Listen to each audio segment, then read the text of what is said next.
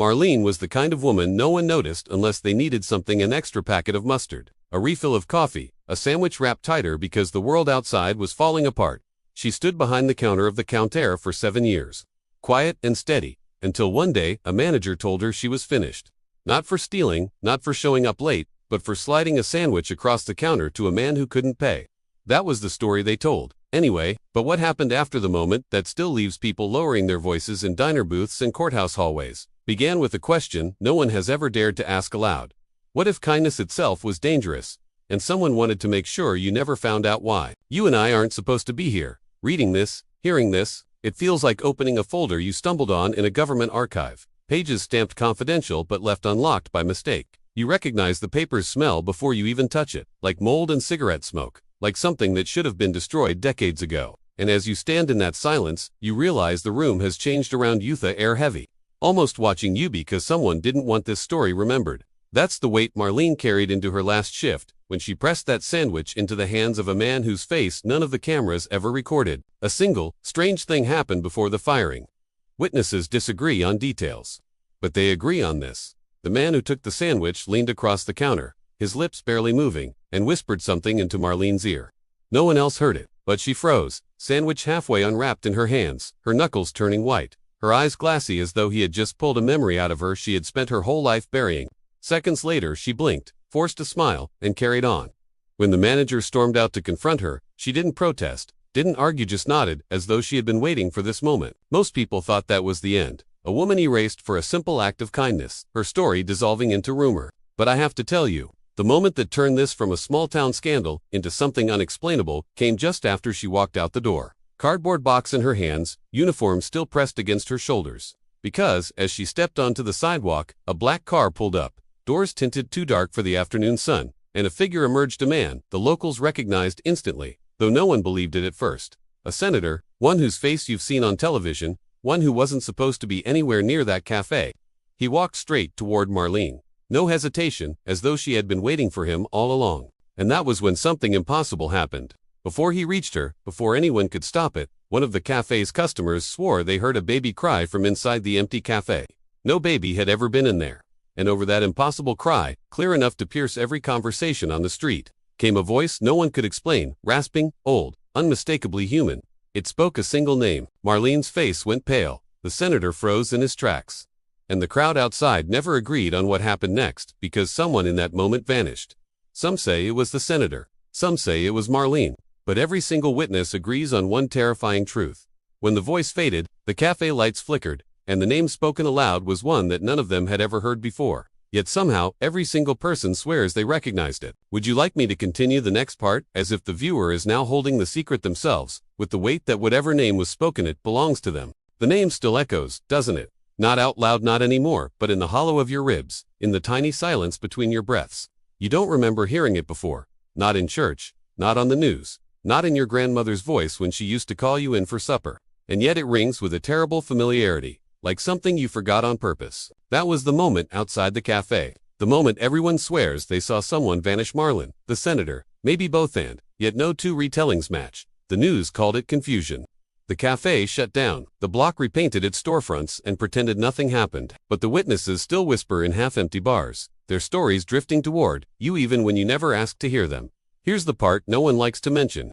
There's a recording. A grainy phone video that surfaced briefly online before it was pulled down. The kind of clip that vanishes too fast to be explained by copyright strikes. You can still find it on certain forums if you dig hard enough. The angle is bad, overexposed, shaky, but it's there. Marlene stepping onto the sidewalk, the black car pulling up, the senator's unmistakable profile. And then before the impossible cry, before the name, something else, something the witnesses never mention. A frame glitch, not a blur, not a digital artifact, a full second missing, a jump cut inside a live stream that was never supposed to skip. You blink, and Marlene's position has shifted by 3 feet, as though she'd been dragged by some invisible hand between one heartbeat and the next. That's where the doubt begins. Was it real? Or was it your brain filling the silence with static? The way it always does when you wake up at 3:17 a.m. and swear you hear someone walking through your hallway. And if it wasn't real, then why is it that every person who swears they were there strangers who never met describes the same detail that the clip doesn't show? They remember the smell of burning wires. Not smoke, not fire, just that electrical temps, sharp and metallic, like the inside of a dying television. There's another detail that doesn't sit right. Ask around, and you'll find her coworkers. They'll tell you Marlene never owned a phone, not a flip, not a smartphone, nothing. But days after she vanished, her manager found something in the break room. A voicemail blinking on the landline no one used anymore. One message. The manager won't repeat what it said. But the rumor is she quit the cafe that night, left the state the next morning, and hasn't been seen since. It would be easy to stop there, to call this a story about hysteria and poor lighting. But there's someone else you need to meet. Someone who claims to have answers, though I'll warn you now, they don't feel like answers when you hear them. His name is Patrick. Middle-aged, sharp-eyed, the kind of man who talks too fast and watches your face while he does it, as if he's checking to see how much you'll let slip. Patrick insists he was there. He insists he knew Marlene. And yet the more you listen, the more his story shifts, details swapping themselves out like cards in a deck. One moment he says he worked with her, stocking shelves in the back. The next he claims he only came in for coffee on Tuesdays. Later he swears they had spoken only once, then corrects himself, says no, maybe it was twice, maybe more. But there's one thing Patrick never changes. He repeats it like a man rehearsing a confession. Asterisk, that name wasn't new. That name was waiting. Asterisk, you want to ask him what he means. But every time the conversation leans that way, he glances over his shoulder, drops his voice to a whisper, and steers you somewhere else. He tells you about the electrical smell, about the way the senator's face flickered for half a second, like bad reception, about how he remembers reaching for his phone to record it and finding the battery already dead. He laughs when he says it, a laugh that doesn't sound like humor but exhaustion. They don't want you to remember, he says, and when you do, it's never the whole thing. It's never the same thing twice. That phrase burrows under your skin, because isn't that what's been happening? Think carefully. You're not sure when you first heard this story last week, last month, years ago. The timeline refuses to settle. The cafe has been gone for years, boarded up, turned into a laundromat. Or was it only last winter? You check, but the articles online contradict each other. Dates shift, headlines update, and then revert. One photo shows Marlene smiling at a staff Christmas party. Another claims she never worked there at all. The paranoia builds slowly. You notice it in the way your speakers sometimes pop when you're alone. That soft burst of static as though someone is connecting to a call you didn't answer. You notice it in the gaps in your memory, how you can quite recall the last time you drove past that block, how you keep misplacing your keys. How certain nights feel missing when you try to look back at them. Patrick's voice follows you, even when he's not there. That name was waiting. And maybe that's the worst part. You haven't said the name aloud since the moment you heard it. You try not to even think it, though it slips in when you're tired, when you're brushing your teeth, when you're staring at the empty space of your own reflection. It feels wrong on your tongue, like a word you're not meant to pronounce. And yet sometimes, when the room is too quiet, you swear you hear someone else say it first. There's something else, something I haven't told you. You might have already noticed.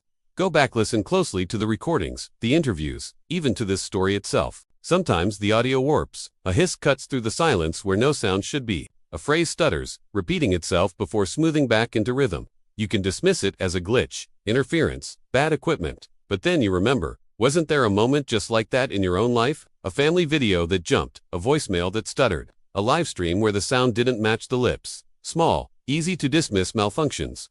Except they all seem to orbit this same moment, this same vanishing, this same name. Patrick claims there's a pattern. He says it's not the first time someone vanished this way. That if you look far enough back, old courthouse transcripts, archived radio shows, forgotten obituaries, you'll find them. Disappearances that start with something small, something human, something kind. A sandwich, a hand extended, a word whispered. Then the impossible happens, and the records fracture. Photographs mislabeled themselves. Audio tapes degrade. Memories turn unreliable. The truth behind what no one tells you, Patrick says, is that remembering is the most dangerous thing you can do. You want to dismiss him. God, you want to, but then your phone vibrates in your pocket, even though you know you left it charging on the table across the room. You feel the weight of it. Heavy, insistent. You pull it out, and the screen is black. No notifications. Just the faint outline of your own face reflected back at you. Except for one thing. For a split second, no more than that, you see another face there. Not Marlene's, not the senator's, but someone else. Someone who looks like they've been waiting. The problem is, when you blink, it's gone. And the reflection is only you again. Only you, with the name caught at the back of your throat, daring you to remember out loud. Would you like me to carry the next part toward a psychological breakdown climax, where the viewer begins doubting whether they were the one telling the story or being told it? It begins, as so many false endings do, with the sensation of clarity. A week after Patrick's last warning, after his voice still looped in your head like a scratched vinyl, you convinced yourself the pieces were falling into place. It was almost too clean. The video resurfacing in a private message from a stranger. The half-erased article cached in a forgotten corner of the internet.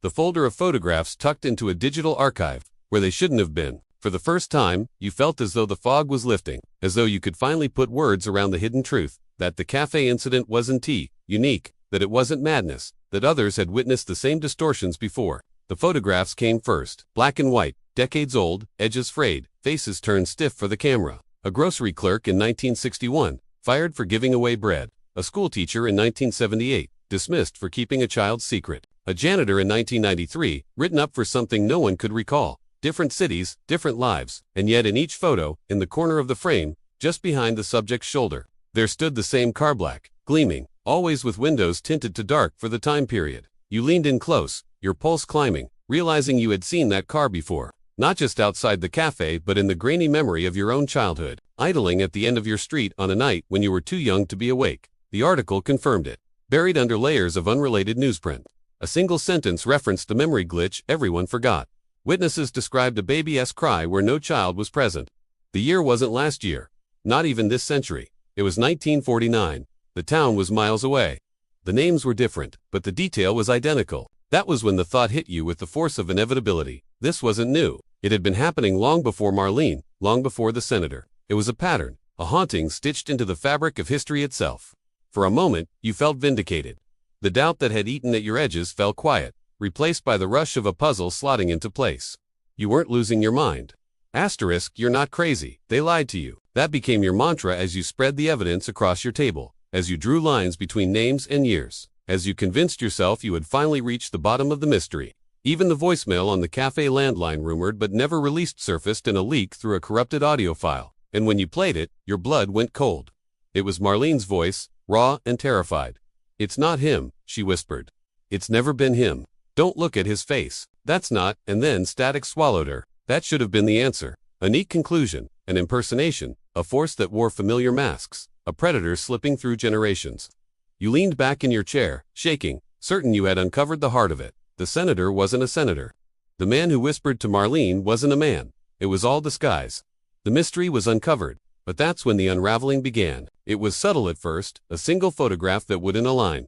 The schoolteacher in 1978, her eyes, you remembered them from somewhere else. Not from the photo, not from any article, but from your own life. A summer fair when you were a child, a woman handing you a paper ticket, her smile lingering too long. You swore it was the same face, the same eyes, the same mole above the left eyebrow, except it couldn't have been. She would have been too old by then, and yet your body remembered what your mind refused to believe. You had seen her, or someone wearing her face.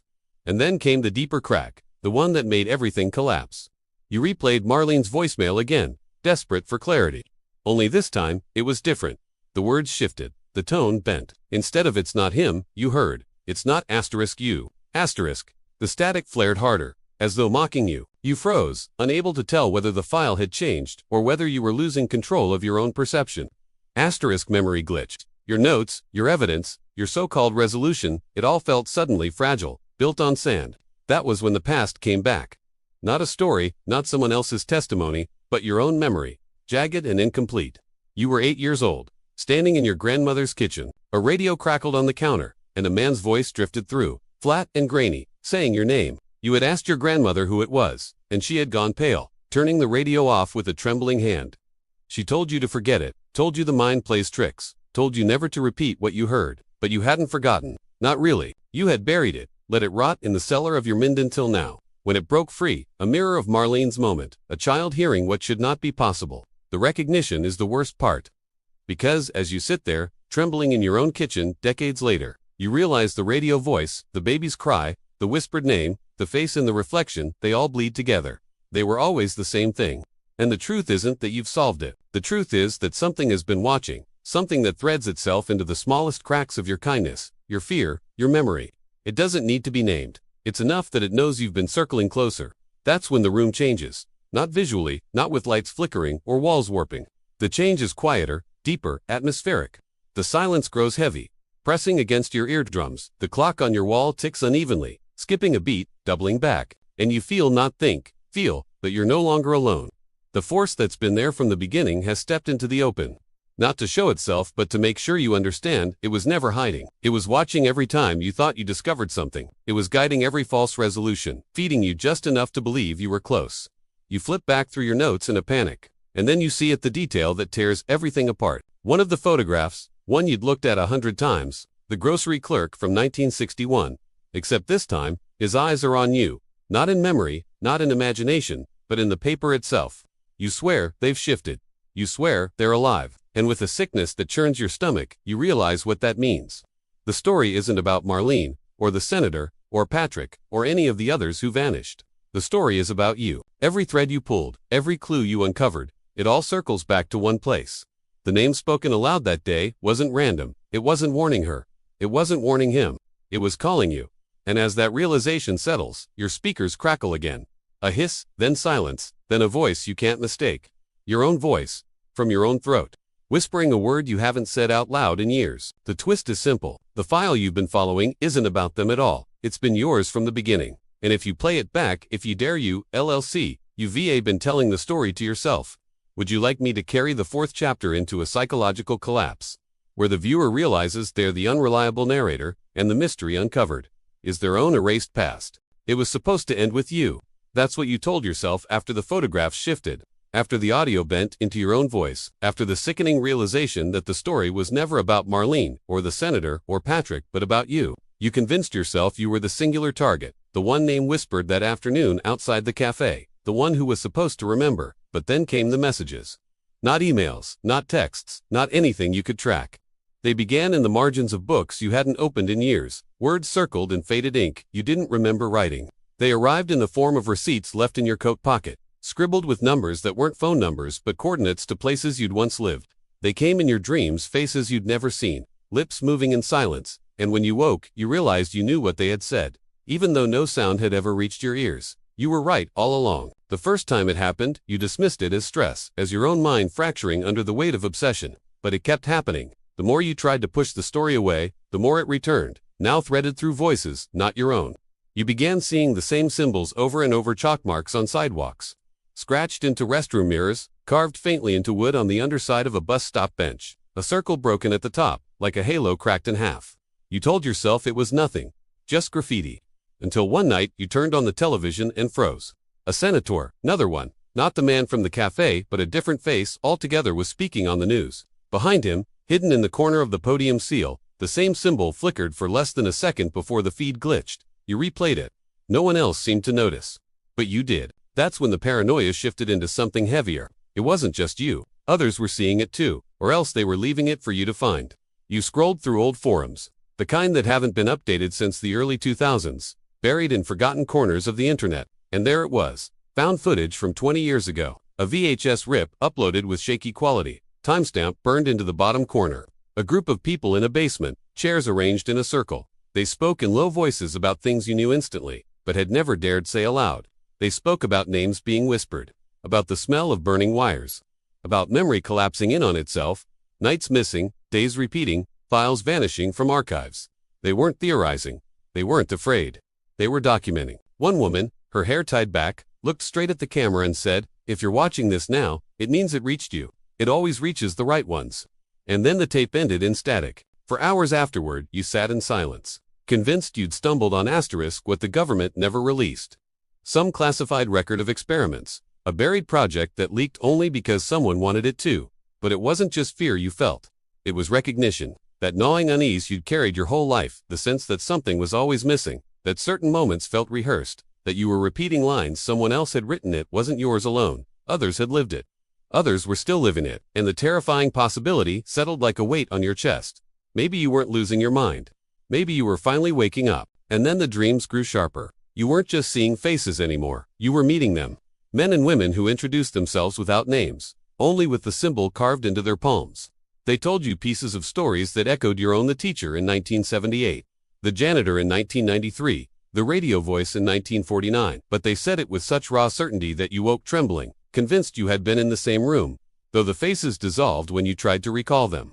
Sometimes they didn't even speak. Sometimes they just watched you from across the dream space, their eyes wide and unblinking, until you realized you weren't dreaming of them at all. They were dreaming of you. By now, the line between inside and outside has thinned to nothing. Patrick resurfaces one night, banging on your door, his face gaunt, eyes rimmed red, as though he hasn't slept in days. He shoves a notebook into your hands before you can speak. Inside are dozens of sketches of the same cracked circle symbol, drawn over and over until the page is almost torn through. "You're not the only one," he says, his voice breaking. "They're watching us watch each other. That's the trick. They let us believe we're piecing it together when we're only tracing the pattern they've already set." You demand to know who they are, but Patrick only shakes his head. Not who, never who. That's the part they need you to forget. His eyes dart to the corners of the ceiling, as if something is listening. And for the first time, you notice how he flinches at the sound of his own breath. The deeper you go, the heavier it becomes. A stranger leaves a folded note under your windshield wiper. Inside are 5 words. "You were right all along." No signature, no explanation. But on the back, faintly penciled, is a phone number with the last 4 digits scratched out. The unease grows into dread, because you know, with perfect certainty, you've written that same number yourself in a notebook you burned years ago. And then comes the observer. The third perspective you never asked for. The one that slides into the narrative like a splinter under skin. They don't reveal themselves directly.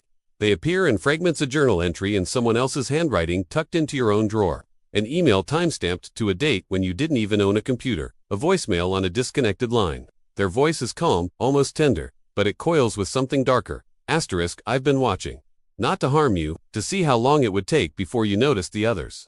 You've always been part of this, but you've never been alone. That's why you're still alive. The message rattles through you, because it doesn't sound like a warning. It sounds like an instruction, and it forces the question you've been avoiding. What if you're not the victim of this story, not the witness, not even the unreliable narrator?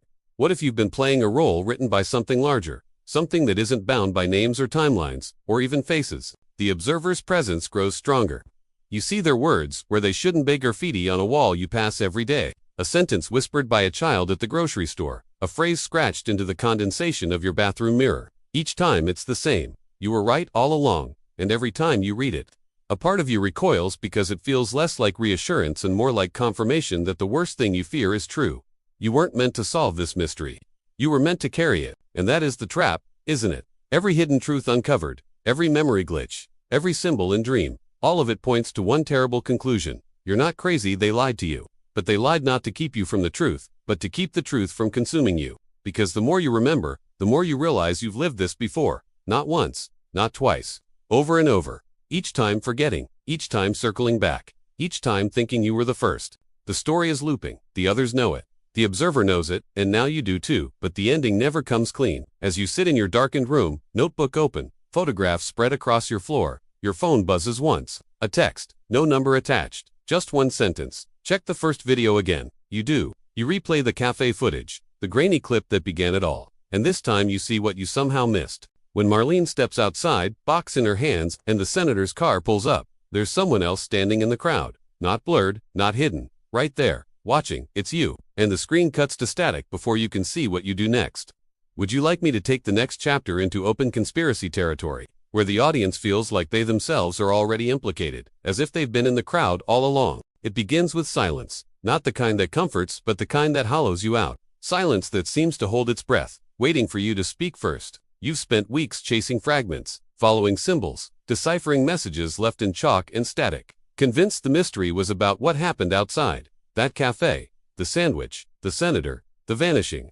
But somewhere, in the weight of the clues, and the growing circle of others who live in your dreams, you realize the mystery was never about what. It was about why. Why it had to happen. Why it keeps happening. Why you were chosen to remember. The answer, if you can call it that, comes slowly, bleeding through the cracks of your own resistance. It comes in Patrick's trembling confessions, in the woman from the found footage who said, "It always reaches the right ones." It comes in the radio voice from your childhood calling your name through static. It comes in the photograph where your eyes stared back from a moment in time, decades before you were born. It comes, finally, in the observer's voice, the one you've never seen, the one who claims to have been watching you since the beginning. It wasn't about truth. It was about breaking you open enough to choose.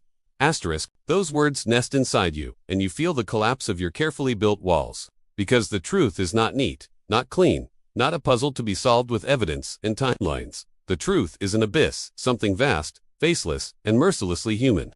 It's the ache of knowing that every act of kindness, Marlene's sandwich, the teacher's secret, the janitor's silence, wasn't small at all. It was dangerous. Dangerous because it interrupted the script, because it created ripples in a story written long before you could read. The cafe wasn't an accident. It was a rehearsal, and so was your childhood radio voice. And so was every time you felt a presence at your back. Every time you lost a night you couldn't remember. It wasn't chaos. It was the pattern reminding you. The script always waits for someone to defy it. You find yourself standing in front of a mirror, staring at the reflection you no longer trust. The choice is brutal in its simplicity. Believe the pattern and surrender to it, or deny it and risk being erased. Belief means survival, but at the cost of becoming one more witness carrying a secret that eats you alive. Denial means vanishing into the static. One more glitch in the archive, a footnote someone else will chase decades from now. And then the confession spills out, raw and trembling. The words you never wanted to admit, even to yourself. You don't know which one you want, because part of you wants to disappear. Part of you is so tired of the weight of memory, of carrying truths that don't belong to you. But the other part, the stronger part, the dangerous part, wants to live, not just live, but live with the forbidden knowledge that kindness matters more than fear, even when it calls the dark things closer. You remember Marlene's face, the way she froze when the man whispered in her ear. Everyone else saw fear, but now you realize what you saw was recognition. She knew, she had always known. And in that moment, she wasn't destroyed. She chose. You see it clearly now. She gave away the sandwich, not out of pity, but out of defiance. She accepted the cost. She walked out of that cafe carrying her truth like a burden. And the senator came for her, not because she was weak, but because she was already stronger than the script allowed. And here you are, staring into your own reflection, knowing the same choice has reached you. Do you remember, fully, and live with what it does to you? Or do you let the silence swallow you whole and forget again? Both paths terrify you. Both feel irreversible. The observer speaks once more, but this time it isn't in a dream or a recording. It's through your own mouth, your own voice cracking in the mirror. Asterisk, you can't solve what was never broken. You can only decide whether to carry it. Asterisk, tears come, uninvited, and you finally understand the hidden truth. This was never about unraveling a conspiracy. Never about uncovering what the government never released. Never about proving you're not crazy. It was about waking up. About realizing that memory is both prison and salvation. About facing the terrifying possibility that to be human is to live inside an unfinished story, written by hands you'll never see. Your body shakes as you make your choice, not aloud, not with words, but with the tilt of your head, the steadiness of your breath, and as the silence folds around you, the mirror shifts. For a fraction of a second, you don't see yourself at all. You see Marlene, you see Patrick, you see the teacher, you see the janitor, you see the woman from the tape. All of them looking back at you with the same expression, not fear, not despair, but something deeper, something unbearably human. The knowledge that the script is older than all of you, but the choice is always yours. The lights flicker, the air hums. Somewhere in the static, a baby cries again, and this time you understand it isn't a warning, it's a beginning. And as the screen fades to black, the final words linger, heavy and haunting, leaving you with the weight of a truth that may never release you. Thank you for watching. Don't forget to like, share, and subscribe for stories you were never meant to hear. Until next time, remember, some truths don't want to be found.